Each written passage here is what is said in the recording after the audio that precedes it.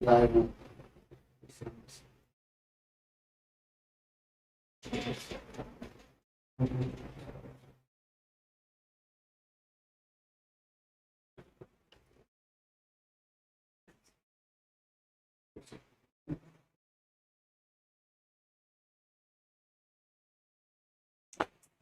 दोस्तों, आप सभी का एथिक्स की श्रृंखला में स्वागत है। तो जैसा कि हमने सिलेबस का डिस्कशन किया था और कल आपको बताया था कि मूल रूप से एथिक्स विषय क्या होता है, इसके बारे में आपसे एक परिचर्चा की थी। इसी के साथ इस श्रृंखला को आगे बढ़ाते हुए देखिए, कोई भी विषय जब हम पढ़ते हैं तो उसका पहले हमें क्या करना रहता है, अप्रोच डेवलप करना रहता है। ठीक है, तो उस अप्रोच को हम क्या कर रहे हैं, पूरी तरह से डेवलप कर रहे हैं, क्योंकि थोड़ा सा एथिक्स सामान्य विषयों से अलग हट करके है। जो आप जीएस में, यूपीएससी में पढ़ते हैं या ऑल स्टेट पीसीएस में पढ़ते हैं, history, polity, geography, economy, science, तो उससे थोड़ा सा अलग हट के है। और ये थोड़ा सा मतलब पुस्तकी भाषा या पुस्तकी अध्ययन से थोड़ा सा परे हट करके है, और ये आपका एक व्यवहारिक विषय है ना, जिसको महसूस किया जाता है।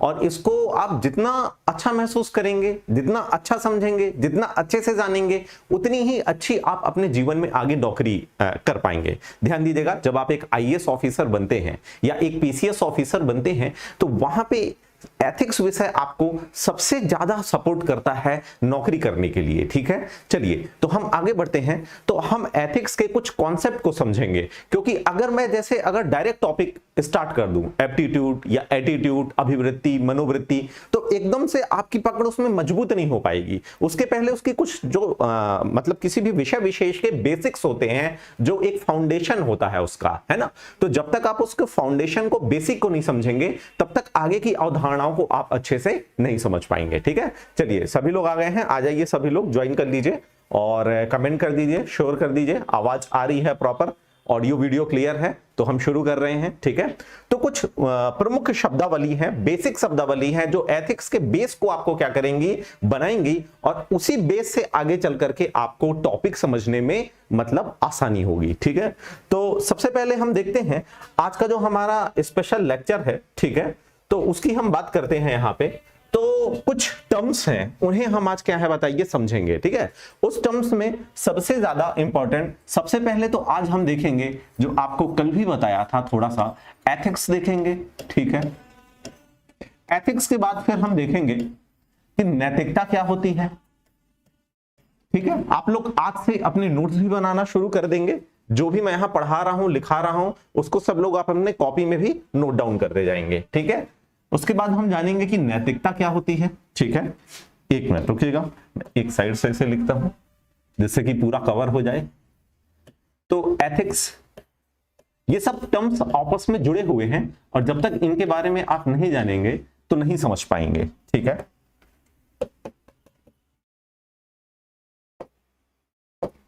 ठीक है, फिर एक हमारा शब्द आता है नैतिकता। एथिक्स के बाद आखिर ये नैतिकता क्या होती है, इसके बारे में हम जानेंगे और समझेंगे। ठीक है, उसके बाद हमारा फिर एक शब्द आता है मूल्य। ठीक है, मूल्य के बाद हमारा आता है विश्वास।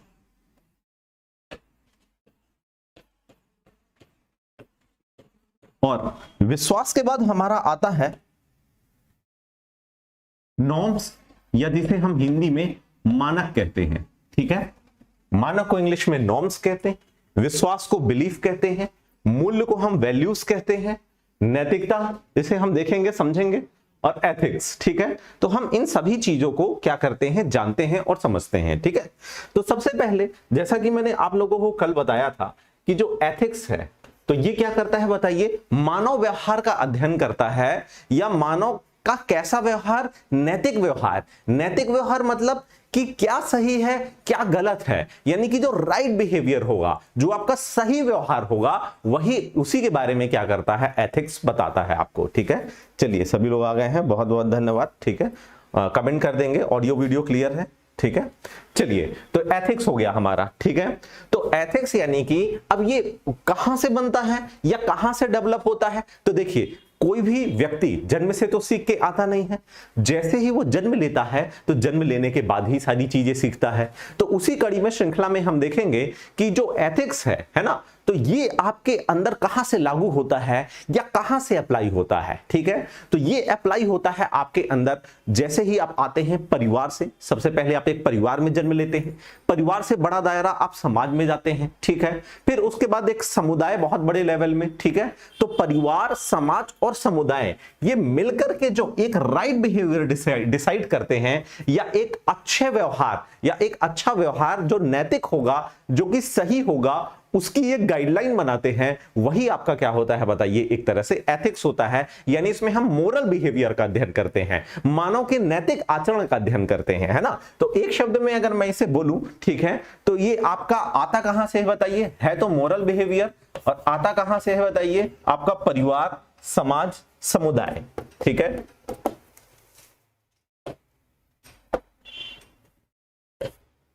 परिवार, ठीक है, समाज और समुदाय। ठीक है, तो ये जो है ये मिल करके क्या करते हैं बताइए, एक अच्छा आचरण। अच्छा आचरण मतलब जो कि आपके जीवन में पालन करने योग्य है। ठीक है, जैसे छोटी मोटी बातें कि बड़ों का आदर करिए, सम्मान करिए, ये सब आपको बचपन में सिखाया जाता है।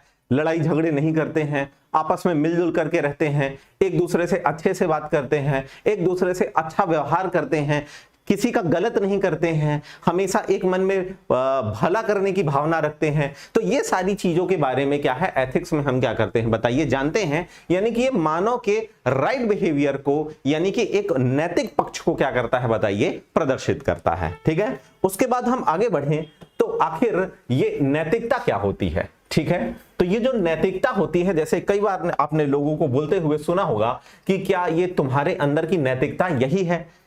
जब आप कोई काम गलत कर देते हैं, आपके घर परिवार समाज शिक्षक गुरुजन क्या कहते हैं कि तुम्हारे अंदर की नैतिकता यही है, क्या सोच के तुमने ऐसा काम किया था। जब आप कोई गलत काम कर देते हैं, आ रहा है समझ में। ठीक है, तो इस तरह से जो नैतिकता है ये कैसा भाग है बताइए, ये आपके अंदर की बात है। ये कहां से संबंधित है, तो सबसे पहली चीज ये आपके अंदर की धारणा है। कहां की धारणा है बताइए, ये आपके अंदर की धारणा है।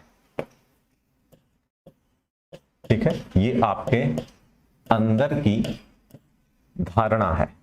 ठीक है, अब कैसी धारणा बताइए, ये आपके अंदर की है ना, मतलब नैतिकता का पक्ष जो है ये आंतरिक है। ठीक है, ये आपकी जो आंतरिक अवधारणा है, आंतरिक धारणा जो है तो उससे संबंधित है। आंतरिक धारणा मतलब कैसे, कि मतलब आप किसी भी चीज के बारे में क्या सोचते हैं। ठीक है, किसी भी चीज के बारे में आपका सोचने का या एक देखने का नजरिया क्या है, क्या वो सही है या गलत है।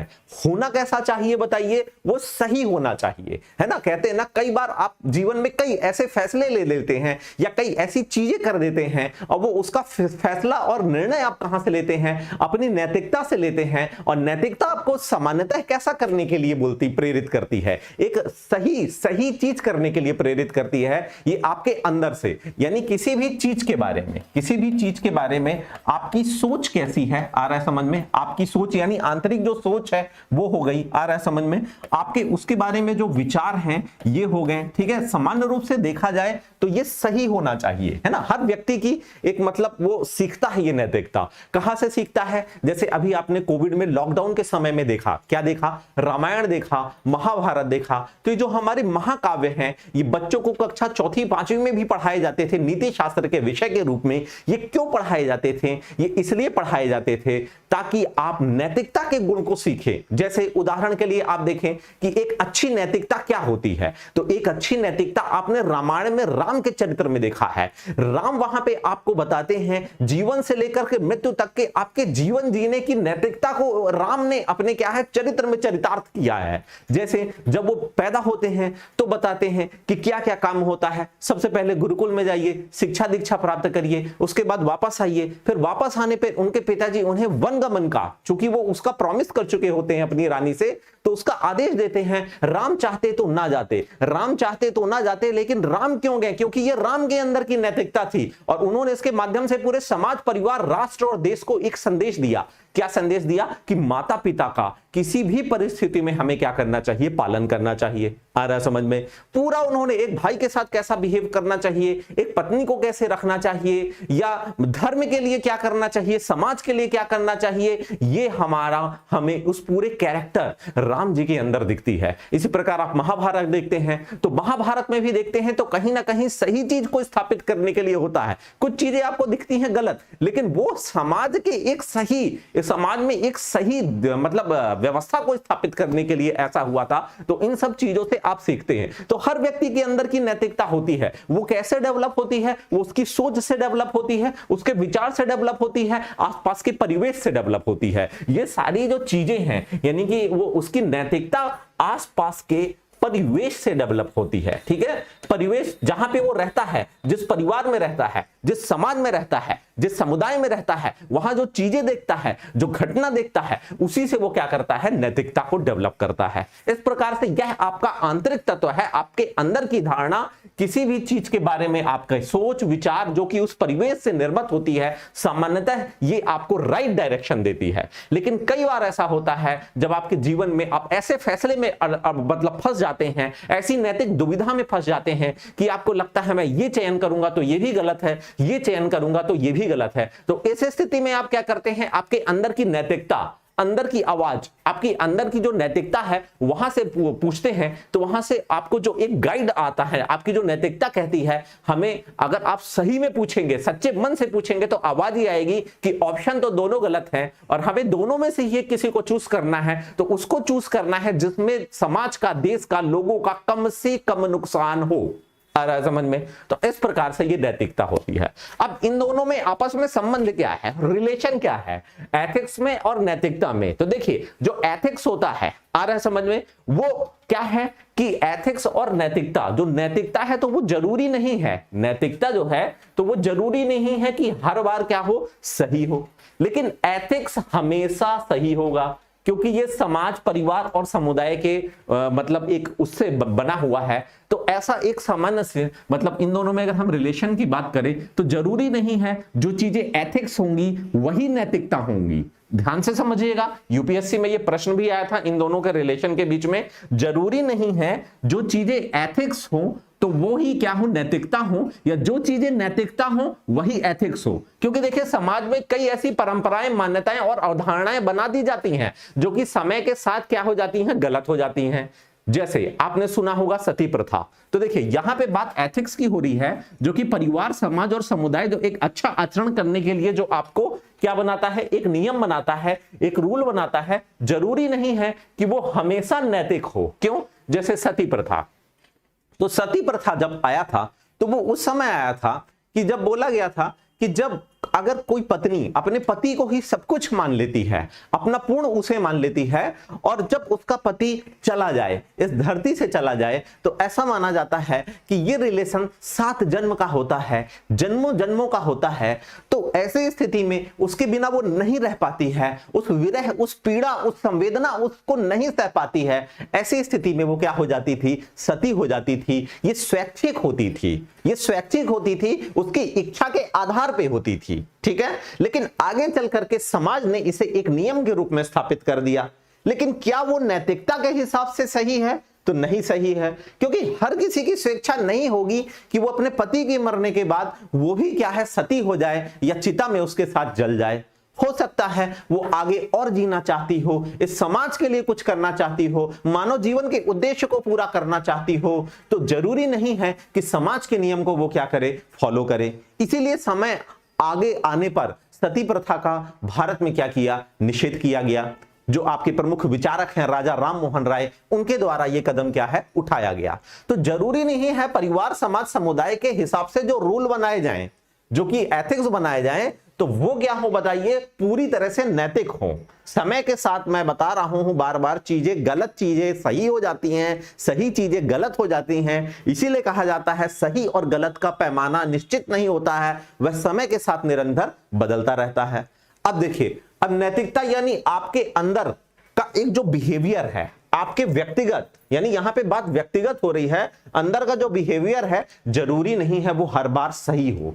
आ रहा है समझ में? तो कई बार आप ऐसा व्यवहार कर देंगे जो हो सकता है समाज के लिए सही नहीं हो, आपको लगता है कि वो आपको अंदर क्या है सही है। कई बार ऐसे हमारे घर में होता है, हमारे माता पिता से कई बातों को लेकर के कॉन्ट्राडिक्ट हो जाता है। अब यहां पे एक जनरेशन गैप देखने को मिलता है, उनकी सोच कुछ है, हमारी सोच कुछ है, हम भावी पीढ़ी के लोग हैं, हम निरंतर आगे बढ़ने की चीजें उसमें भरोसा करते हैं, लेकिन हमारा परिवार और समाज जो माता पिता हैं वो क्या बात करते हैं, ज्यादा से ज्यादा वैल्यूज की, मूल्स की, आदर्श की बात करते हैं। तो इसी चीजों को लेकर के हो जाता है, कई बार हम ऐसी चीजें कर देते हैं जो उनके अनुसार सही नहीं है, हमारे अनुसार सही है लेकिन उनके अनुसार सही नहीं है। इसलिए जरूरी नहीं है कि सभी नैतिकता एथिक्स हो या सभी एथिक्स नैतिकता हो, ठीक है। तो इसके बारे में मैंने आप लोगों की एक ब्रीफ अंडरस्टैंडिंग क्या की बताइए, डेवलप की, ठीक है। चलिए समझ में आया सभी को? कमेंट बॉक्स में बता दिए, आप लोग निरंतर कमेंट करते रहें, उससे हमें आपसे, आपके प्रति एक जुड़ाव महसूस होगा और लगातार क्या है बताइए पता चलता रहेगा। अब हम आगे बढ़ते हैं, ठीक है। तो आगे हम अब बात करें तो बात आती है अब कि आखिर मूल्य क्या है, ठीक है। ये सभी आपस में एक दूसरे से क्या है बताइए जुड़े हुए हैं। तो अब हम इनको समझते हैं कि आखिर बताइए मूल्य क्या है हमारा, ठीक है। मूल्य जिसे हम क्या कहते हैं बताइए, इंग्लिश में इसे हम वैल्यू कहते हैं, ठीक है। इंग्लिश में इसे हम क्या कहते हैं बताइए, वैल्यू कहते हैं। तो बात आती है कि ये वैल्यू क्या होती है या मूल्य क्या होता है, ठीक है। मूल्य वो चीज होती है जो सबसे ज्यादा गहरी होती है, यानी कि मूल्य, अगर हम सामान्य आशय में मूल्य शब्द का अगर हम अर्थ देखें तो मूल्य ऐसी चीज है या वैल्यूज वो चीज है जो आपके लिए सबसे ज्यादा महत्व रखती है या सबसे ज्यादा इंपॉर्टेंस रखती है। वो आपका एक लक्ष्य हो सकता है, वो आपका एक आदर्श हो सकता है, वो आपका किसी के प्रति प्रेम हो सकता है। तो यानी कि मूल्य का संबंध क्या होता है, बहुत मनुष्य के बहुत गहरे भाव से होता है, जो कि एक बहुत बहुत गहरा होता है, आपके लिए जो सबसे इंपॉर्टेंट रखता है, जो सबसे महत्व रखता है। आ रहा है समझ में? जैसे कहते हैं ना, हर किसी की, आपने एक सामान्य बोलचाल में सुना होगा, प्रायोरिटीज होती है, अलग अलग प्रायोरिटीज होती है, लेकिन जो प्रायोरिटीज उसकी सबसे ज्यादा इंपॉर्टेंट होगी वही उसका मूल्य होगा। आ रहा है समझ में? ठीक है, जो सबसे ज्यादा इंपॉर्टेंट होगी वही उसका क्या होगा बताइए, मूल्य होगा। जैसे इसको हम एक बहुत अच्छे उदाहरण से समझ सकते हैं, जैसे गांधी जी का अगर कोई मूल्य पूछे आपसे तो वह मूल्य क्या है? गांधी जी का मूल्य है सत्य और अहिंसा। आ रहा है समझ में? गांधी जी का जो मूल्य है वो सबसे ज्यादा जिस पे बल देते थे, एक तो सत्य बोलने पे बल देते थे और दूसरा अहिंसा पे। चाहे उनकी बीवी ही क्यों ना हो, उनकी पत्नी क्यों ना हो, चाहे समाज क्यों ना हो, चाहे देश क्यों ना हो और चाहे भारत देश को आजादी ही क्यों ना दिलवाना हो, उन्होंने अहिंसा का साथ नहीं छोड़ा। तो ये मूल्य वो चीज होती है जो उस व्यक्ति के लिए सबसे ज्यादा इंपॉर्टेंट होती हैं, सबसे गहरी होती हैं, जिसे वो अपने जीवन में चाहता है, हमेशा उसका फॉलो करता है, हमेशा अनुसरण करता है और हमेशा उसे जीवन में घटित होते देखना चाहता है। तो वो चीज क्या होती है बताइए? मूल्य होती है। यानी कि ये उसके गहरे आदर्श होते हैं। गहरे आदर्श की बात करें तो गहरे नैतिक आदर्श होते हैं।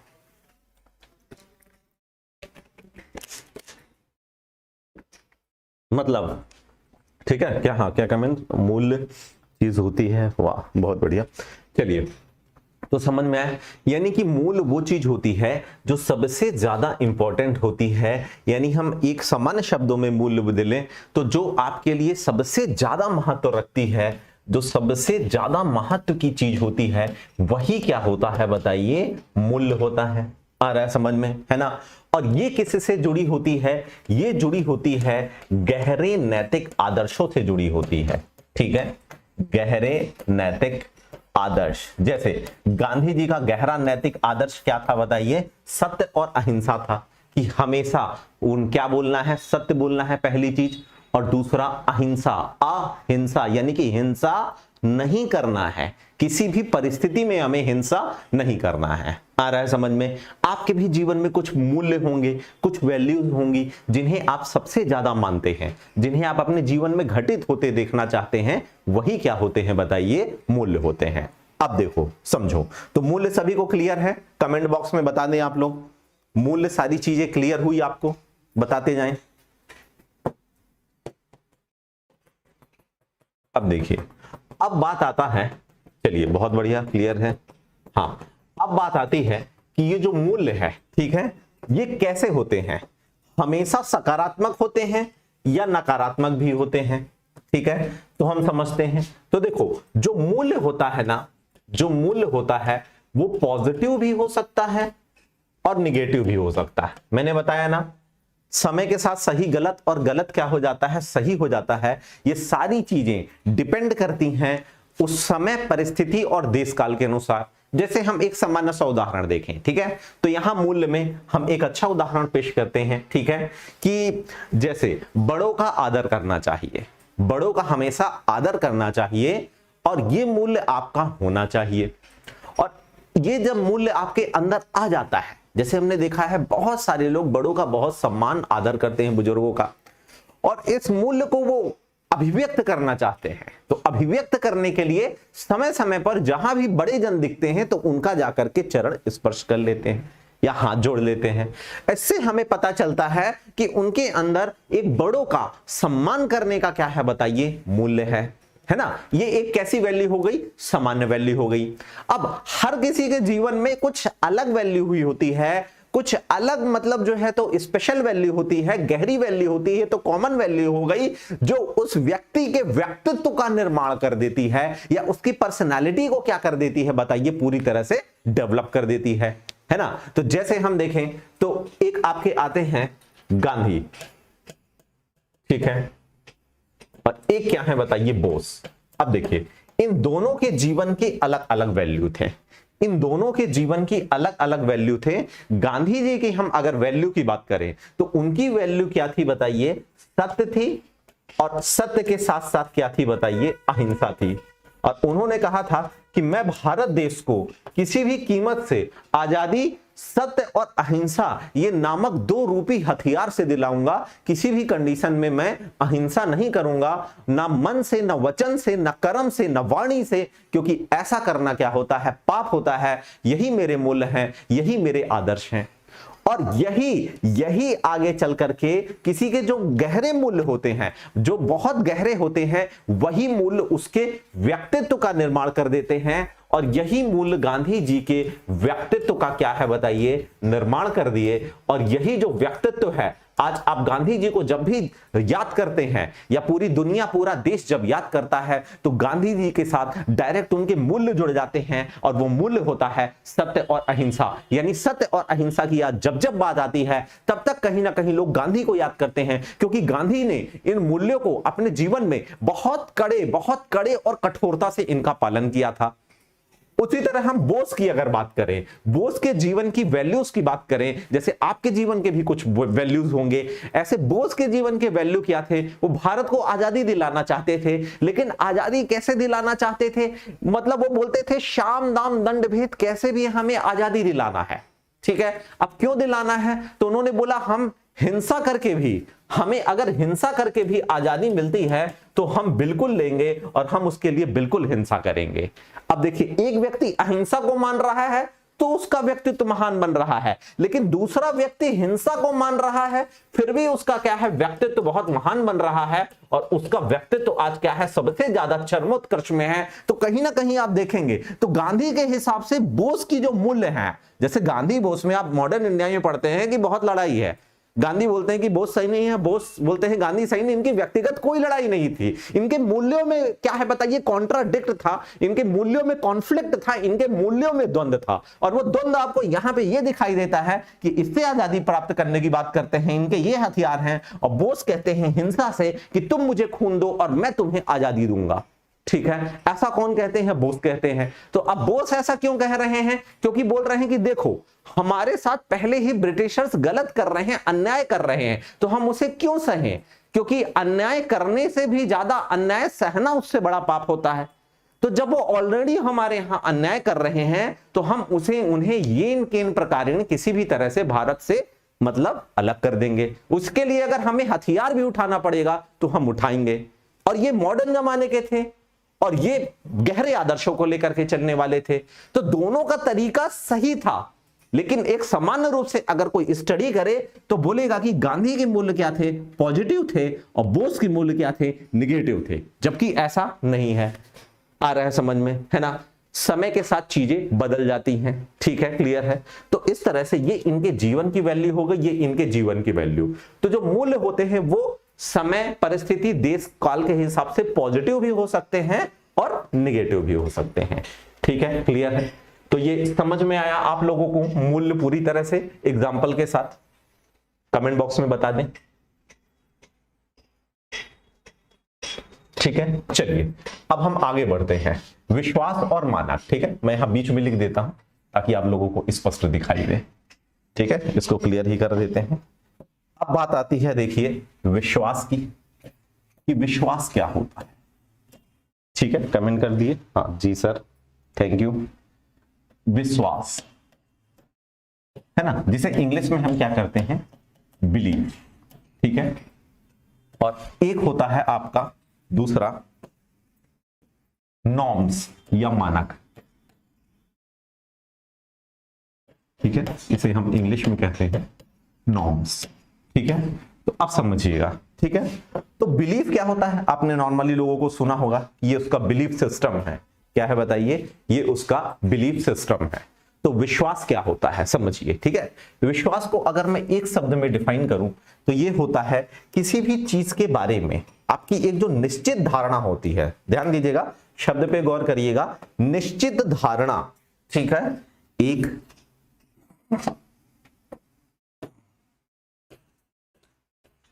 एक निश्चित धारणा, ये क्या होती है बताइए, विश्वास होता है। और ये निर्मित कैसे होता है, ये निर्मित कैसे होता है, यानी कि इसे डेवलप होने की जो प्रोसेस होती है वो प्रोसेस क्या होती है, तो ये निर्मित हो सकता है आपकी सामाजिक परंपराओं से। समाज में कई ऐसी परंपराएं बनी हैं जो पीढ़ी दर पीढ़ी क्या है बताइए चली आ रही हैं, तो उससे क्या है बताइए ये निर्मित होता है। ये आपके धार्मिक, ठीक है, ये आपकी धार्मिक आस्था से जुड़ा हो सकता है। जैसे कई लोग ईश्वर में विश्वास मानते हैं, कई नहीं मानते हैं। तो जो मानते हैं तो ये कहीं ना कहीं उनकी एक धार्मिकता से जुड़ा हुआ है, धर्म से। और सामान्य रूप में कहा जाता है कि जो भी आपके धर्म में लिखा है, जो भी आदर्श बातें लिखी गई हैं, वो सब क्या है बताइए, सही है। तो ये जो विश्वास होता है, ठीक है, तो ये क्या होता है, जिसको आप मानते हैं, है ना। ये तो मैं एक पुस्तकी भाषा में बता दिया, व्यवहारिक रूप में अगर बोलूं, है ना। धारणा मतलब क्या होता है, जिस चीज के बारे में आप एक धारणा बनाते हैं। धारणा कैसे बनाते हैं, जब आप उस चीज को देखते हैं, महसूस करते हैं कि ये चीज सही है। आप देखते हैं कि ये घटना, अमुक घटना हो रही है, आप उसे देख रहे हैं, और देखते देखते क्या हो जाता है बताइए, आपकी उसके प्रति एक पॉजिटिव थिंकिंग बन जाती है, वही आपकी धारणा बन जाती है। और जब उस धारणा को आप कई बार, एक बार, दो बार, तीन बार, चार बार देखते हैं, तो वो जाकर के क्या बन जाता है, विश्वास बन जाता है। और आपका विश्वास उसके प्रति क्या है बताइए, मजबूत हो जाता है।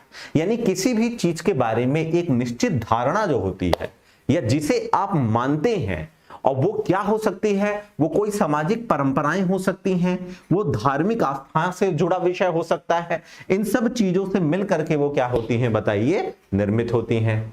आ रहा है समझ में, ठीक है। जैसे अलग अलग लोगों का अलग अलग चीजों के प्रति क्या होता है बताइए, विश्वास होता है। किसी व्यक्ति के प्रति भी किसी का विश्वास बन सकता है, ठीक है। किसी ईश्वर के प्रति भी विश्वास बन सकता है, किसी घटना के प्रति भी विश्वास बन सकता है, किसी सामाजिक परंपरा के प्रति भी विश्वास बन सकता है। आप देखते हैं ना, लोगों की जो सोच में अंतर होता है, कहीं ना कहीं यहीं से आता है। आ रहा है समझ में। अब ध्यान दीजिएगा इस पॉइंट पे कि जब किसी चीज के प्रति आपकी एक निश्चित धारणा बन गई तो वो विश्वास बन गया, और जब वो ही विश्वास बहुत मजबूत हो जाएगा, जब वही विश्वास बहुत मजबूत हो जाएगा, मतलब अपनी लास्ट स्टेज में चला जाएगा, तो वही क्या बन जाएगा बताइए, यानी कि जब विश्वास मजबूत होता है, ठीक है, क्लियर है, ध्यान दीजिएगा, जब विश्वास मजबूत होता है तो वही मूल्य बन जाता है। इस प्रकार से ये विश्वास और मूल्य में क्या है बताइए, रिलेशन है, ठीक है। आपने देखा विश्वास, आप किसी के बारे में एक निश्चित धारणा बनाते हैं, वही आपका विश्वास। जब यही विश्वास क्या हो जाएगा, स्ट्रांग हो जाएगा, मजबूत हो जाएगा, तो वही आपका क्या बन जाएगा, मूल्य बन जाएगा। यानी मूल्य बनने की प्रक्रिया समझ रहे हैं, मूल्य कैसे बनता है। ऐसे बहुत सारे मूल्य बनते हैं, लेकिन वो मूल्य जो सबसे ज्यादा स्ट्रांग होता है वही क्या बन जाता है बताइए, विश्वास बन जाता है। ठीक है, जैसे आपने देखा गांधी ने अपने जीवन में सत्य को अपना के देखा, हाँ ये चीज सही है, फिर देखा सही है, तो देखा कि हर जगह ये सही है, तो वही उनका क्या है बताइए, विश्वास मजबूत हो गया। किसके प्रति बताइए, सत्य के प्रति। उन्होंने सत्याग्रह किया, सफल हुआ दक्षिण अफ्रीका में। यहां पे आए क्रम से, तो यहां पे आप देखें खेड़ा सत्याग्रह, अहमदाबाद मिल मजदूर आंदोलन, सब जगह इन्होंने सत्याग्रह की पॉलिसी को फॉलो किया तो सफल हुए। तो जब उनका इसके प्रति विश्वास बन गया कि ये चीज सही है और हर जगह सफल हो रही है, तो वही विश्वास उनका क्या बन गया बताइए, मूल्य बन गया। और वही उनके जीवन की सबसे इंपॉर्टेंट चीज बन गई, क्योंकि उसके लिए उन्होंने प्रैक्टिकल करके देख लिया तो समझ में आया। ये हुआ आपका कंप्लीट विश्वास। तो कमेंट करके बताइए आप लोगों को समझ में आया। ठीक है जी सर, आ रहा है समझ में। ठीक है, मंगलेश्वरी दुबे जी, जी बहुत धन्यवाद। चलिए आगे बढ़ते हैं। अब बात आती है कि मानक या नॉर्म्स क्या होते हैं। ठीक है, नॉर्म्स या मानक क्या होते हैं, अब हम इसे समझते हैं। ठीक है, तो ध्यान दीजिएगा, ये जो नॉर्म्स होते हैं, ठीक है, तो समाज, समुदाय, परिवार, ये सब आपसे क्या अपेक्षा रखता है कि समाज में आप एक अच्छा काम करें। ठीक है, और वो अच्छा काम करने के लिए आपका बिहेवियर कैसा होना चाहिए, एक मोरल बिहेवियर होना चाहिए, यानी कि आपके व्यवहार में नैतिकता दिखनी चाहिए, यानी कि नैतिक एक ढांचा दिखना चाहिए।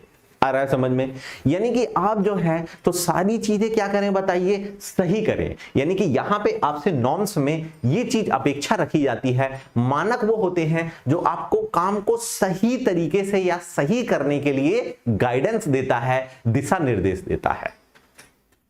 आ रहा है समझ में। अब जैसे आप देखेंगे जो मूल्य होते हैं, है ना, नॉर्मली नॉर्म्स को बोला जाता है सेट ऑफ वैल्यू। इंग्लिश में हम देखेंगे इसे, तो इसे बोला जाता है सेट ऑफ वैल्यू, है ना।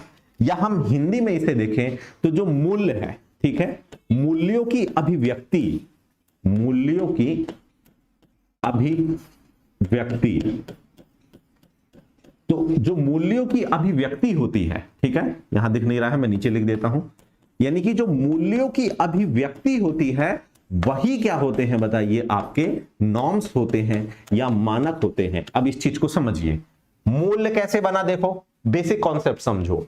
किसी चीज में तुम्हारा विश्वास आया, वो विश्वास गहरा हो गया, हर परिस्थितियों में तुमने देखा ये चीज सही है, तो सही है तो वो विश्वास मूल्य में बदल गया। यानी विश्वास जब स्ट्रांग हो जाते हैं तो वो मूल्य बन जाते हैं, और उसी मूल्य को तुमने सेट ऑफ रूल्स बना दिया, क्योंकि वो सही है हर परिस्थिति में, तो उसी को तुमने क्या बना दिया, उसी का एक नियम बना दिया। यानी कि नॉर्म्स क्या होते हैं, तो ये मूल्यों की अभिव्यक्ति होते हैं। मूल्यों की अभिव्यक्ति यानी कि जो मूल्य है उसको पालन करने के लिए आपने नियम बना दिया, तो वही क्या होगा, नॉर्म्स होगा।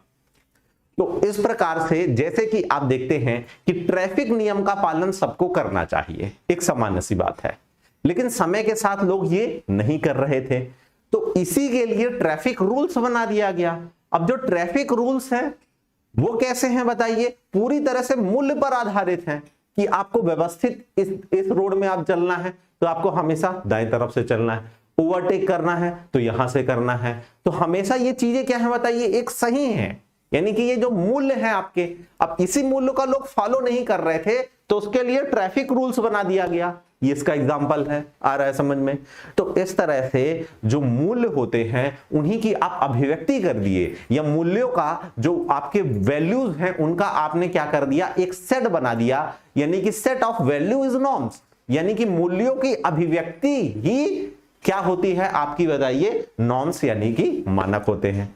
अब शॉर्ट में इनमें तीनों में मैं आपसे रिलेशन पूछता मतलब बताता हूं, जो आपसे एग्जाम में क्या है बताइए पूछता है ना। ये छोटे छोटे प्रश्न पूछ लेते हैं, जैसे पूछेगा मूल्य और विश्वास में क्या अंतर है, मूल्य और मानक में क्या अंतर है, ये छोटी छोटी टर्मिनोलॉजी जब आप आज से 10 साल के पूरे पीसीएस के और यूपीएससी के पेपर उठा के देख लीजिए, मैं आपसे गारंटी दे रहा हूं और कमिटमेंट कर रहा हूं, एथिक्स के पेपर में एक भी शब्द इस लेक्चर या पूरे संपूर्ण एथिक्स की श्रृंखला के लेक्चर से बाहर नहीं आएगा। ठीक है, तो देखिए तीनों में हम रिलेशन की बात करते हैं। ठीक है, तो ये हो गया आपका मूल्य, ठीक है। मूल्य के बाद हो गया आपका विश्वास यानी कि बिलीफ, और विश्वास के बाद हो गया आपका मानक या जिसे हम कहते हैं नॉर्म्स। अब इनमें आपस में क्या संबंध है? तो इसमें यह संबंध है कि जब मूल्य बहुत गहरे बन जाते हैं, मूल्य बहुत गहरे बन जाते हैं तो विश्वास बन जाते हैं। ठीक है, ठीक है, आ रहा है समझ में? सॉरी, उल्टा बोल दिया मैंने, एक्सट्रीमली रियली वेरी सॉरी, ध्यान दीजिएगा। जब किसी चीज के बारे में विश्वास जो है वो क्या हो गया, बहुत गहरा बन गया किसी भी चीज के बारे में, जैसे गांधी जी ने क्या, सत्य, सत्य का प्रयोग किया, सही सही सही सही सही निकला। ठीक है, तो वो क्या बन गया बताइए, उनका मूल्य बन गया। यानी जब विश्वास बहुत ही ज्यादा स्ट्रांग हो जाता है तो मूल्य बन जाता है।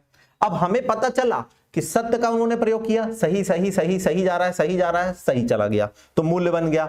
अब मूल्य बनने के बाद क्या हुआ समझिए, मूल्य बनने के बाद यह हुआ कि देखा गया ये मूल्य तो सही चीज है, ये गलत नहीं है, इसका सबको यानी सत्य अहिंसा का सबको पालन करना चाहिए।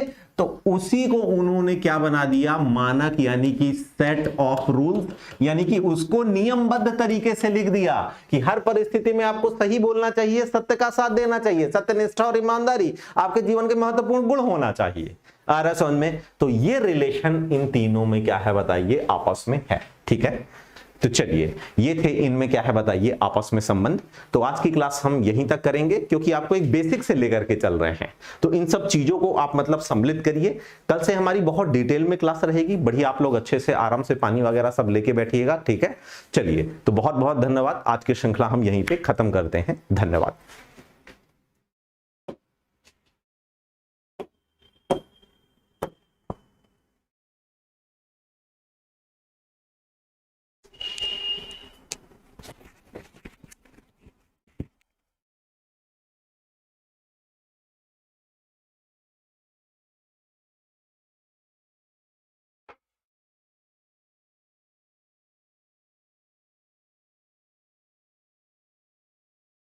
ये